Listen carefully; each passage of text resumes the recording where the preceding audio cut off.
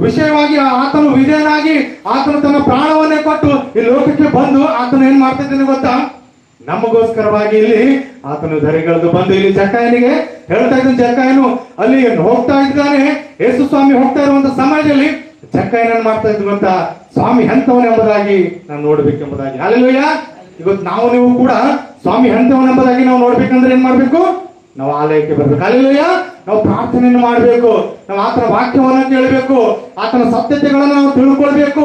ಈಗ ಸ್ವಾಮಿ ಅಂತವನು, ಆತನ ಅದ್ಭುತಕಾರಿ ಅಂತನು, ಆತನು ಯಾವ ರೀತಿಯಾಗಿ ನಮಗೆ ಆತನು ತನ್ನ ಸ್ವರೂಪದಲ್ಲಿ ಉಂಟು ಮಾಡಿದ್ದಾನೆ, ಆತನು ಯಾವ ರೀತಿಯಾಗಿ ನಮಗೆ ರಕ್ಷಣೆ ಮಾಡಿದ್ದಾನೆ, ಆತನು ಯಾವ ರೀತಿಯಾಗಿ ತನ್ನ ರಕ್ತವನ್ನು ಸುರಿಸಿ ನಮ್ಮನ್ನು ಕಾಪಾಡಿದ್ದಾನೆ ಎಂಬುದಾಗಿ ನಾವೇನ್ ಮಾಡಬೇಕು ಅಂತ ನಾವು ಮೊದಲನೇದಾಗಿ ನಮ್ಮಲ್ಲಿ ಆಸೆ ಇರಬೇಕು. ಹಲ್ಲೆಲೂಯಾ.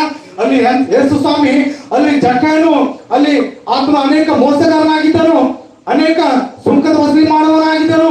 ಇಹ ಲೋಕದ ನಡವಳಿಕೆಯಲ್ಲಿ ಹೋಗಿ ಅವನು ಕೆಟ್ಟು ಹೋದವನಾಗಿದ್ದನು. ಹಲ್ಲೆಲೂಯಾ. ಎಂತನಾಗಿದ್ದನು? ಕೆಟ್ಟು ಹೋದವನಾಗಿದ್ದನು. ಅಂತ ಒಂದು ವ್ಯಕ್ತಿ ಏನ್ ಮಾಡ್ತಾನೆ ಗೊತ್ತಾ?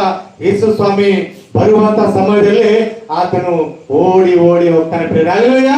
ಆತನು ಓಡಿ ಓಡಿ ಹೋಗಿ ಯೇಸು ಸ್ವಾಮಿ ಹಂತವನ್ನ ನಾನು ನೋಡ್ಬೇಕು, ಇವತ್ತು ನಾನು ಆತನನ್ನ ಕಾಣಬೇಕು, ಇವತ್ತು ನಾನು ಆತನನ್ನ ನೋಡ್ಬೇಕು ಎಂಬುದಾಗಿ ಆತನು ಮನದಲ್ಲಿ ಏನ್ ಮಾಡ್ತು ಗೊತ್ತಾ? ಆಸೆ ಬಂತು. ಹಲ್ಲೆಲೂಯಾ. ಆಸೆ ಬಂತು. ಯೇಸು ಸ್ವಾಮಿ ಹೆಂಗನ ಎಂಬುದಾಗಿ ನೋಡ್ಲಿಕ್ಕೆ ಆಸೆ ಬಂತು. ನೋಡ್ತಾನೆ ನೋಡ್ತಾನೆ ಯೇಸು ಸ್ವಾಮಿಗೆ ಓಡ್ತಾನೆ ಜನರ ಗುಂಪಿತ್ತಲ್ಲಿ. ಹಲ್ಲೆಲೂಯಾ. ಜನರ ಗುಂಪು ತುಂಬಾ ಇದ್ದಿತ್ತು.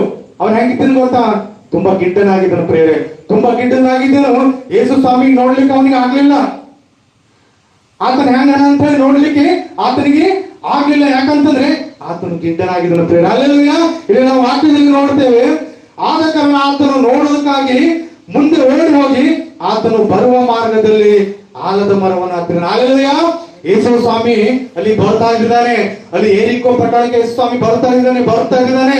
ಇಲ್ಲಿ ಜಕ್ಕಾಯನು ಗಿಡ್ಡನಾದ ಕಾರಣ ನಾನು ಹೆಂಗರ ಮಾಡಿ ಸ್ವಾಮಿ ನೋಡಬೇಕು, ಆತನ ಎಂತವನ್ನ ಎಂಬುದಾಗಿ ನಾವು ನೋಡ್ಬೇಕು. ಯಾಕಂತಂದ್ರ ಅವನು ಅನೇಕ ಅದ್ಭುತ ಕಾರ್ಯಗಳನ್ನು ಮಾಡ್ತಾ ಇದ್ದಾನೆ. ಆತನ ಬಗ್ಗೆ ಅನೇಕ ನಾನು ಕೇಳ್ತಾ ಇದ್ದಾನೆ. ಆತನು ದೇವಕುಮಾರ ಎಂಬುದಾಗಿ ನಾನು ಕೇಳ್ತಾ ಇದ್ದಾನೆ. ಆತನು ಪಾಪಿಗಳ ವಿಮೋಚಕನ ಎಂಬುದಾಗಿ ನಾನು ಕೇಳ್ತಾ ಇದ್ದಾನೆ. ಅದಕ್ಕೋಸ್ಕರವಾಗಿ ಅವನು ಎಂತವನು ಎಂಬುದಾಗಿ ನಾನು ನೋಡಬೇಕು ಎಂಬುದಾಗಿ ಏನಾಯ್ತಲ್ಲಿ ಆಸೆ ಇರ್ತದೆ. ಹಲ್ಲೆಲೂಯಾ. ಇವತ್ತು ನಮಗೂ ನಿಮಗೂ ಸಹ ಆಸೆ ಬರ್ಬೇಕ್ರಿ. ಇವತ್ತು ನಮಗೂ ಆಸೆ ಬಂತು ಅಂದ್ರ ಮಾತ್ರ ನಾವು ಆತನನ್ನು ನೋಡ್ಲಿಕ್ಕೆ ಸಾಧ್ಯ. ಹಲ್ಲೆಲೂಯಾ. ನಾವು ಆತನಿಗೆ ನೋಡ್ಬೇಕಂತಂದ್ರೆ ನಮಗೆ ಆಸೆ ಬರ್ಬೇಕು.